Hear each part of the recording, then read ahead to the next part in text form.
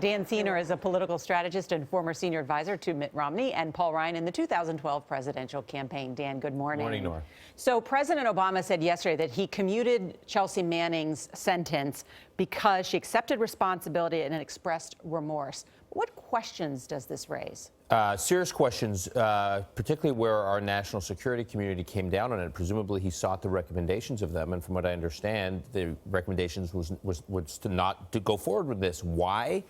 When bin Laden's compound was raided in Afghanistan, at the compound, they found documents from the Bradley Manning leak. In other words, bin Laden, according to court transcripts, had requested these documents. What were in these documents that bin Laden had? Information that our U.S. forces had on Afghan informants, the names of Afghan informants, key secrets that were, indispensable to U.S. Army operations in Afghanistan that put lives at risk.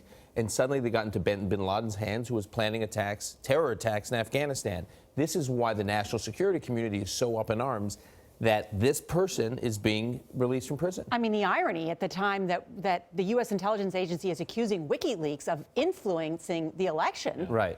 Than to commute her sentence. Absolutely. At the exact time that the Democrats in the White House, not just WikiLeaks, but making a big deal about Julian Assange and Donald Trump's citing of Julian Assange. And Julian Assange was the vessel through which the Manning documents got out into the public domain and into terrorists' hands. Dan, do you think there's anything more to hear strategically, perhaps that President Obama is trying to box President-elect Trump in about dealing with this kind of information in any way? I don't think there's so much that. I think there was a lot of pressure from the organized left, the ACLU, other groups, because of transgender issues and Manning's suicide attempts. I think that's part of it. The other part of it, it is true that in those documents, there was information revealed about atrocities in really bad regimes that one could argue helped address those atrocities and the governments responsible for them.